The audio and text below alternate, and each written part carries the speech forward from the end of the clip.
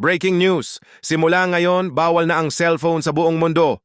Ayon sa mga autoridad, lahat ng smartphone ay dapat isuko sa loob ng 24 oras.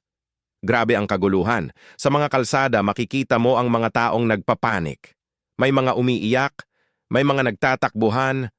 Parang end of the world!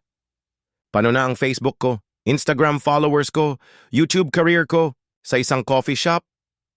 Pre, 3 oras na ako naghihintay dito. Sorry pare, pigeon ko kasi na traffic. Alam mo naman, rush hour. Sa mall naman. Ate, magkano po ito? Sandali lang po sir. Ay, oo nga pala, wala ng calculator.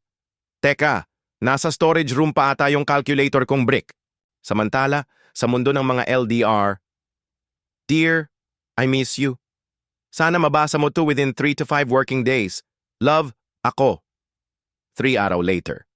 Ay sorry, break na pala tayo kahapon. Pero alam nyo, may napansin ng mga tao. Uy, ang tahimik no? Oo nga, ang sarap kumain ng walang naka-phone. Pre, ang tagal na nating hindi nagkukwentuhan ng ganito. Sa kabila ng lahat ng kaguluhan, may mga ngiti na nagsisimula sa mga mukha ng tao.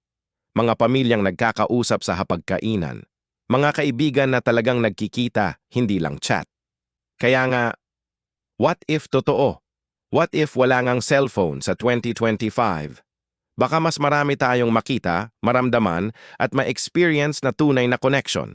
Hindi lang yung connection na kailangan mo pang i-refresh kapag mabagal. Pero syempre, hanggang what if lang to.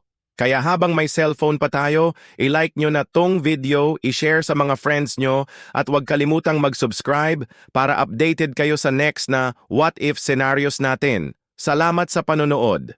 At tandaan, minsan, ang pinakamahalagang connection ay yung hindi mo kailangan ng Wi-Fi password.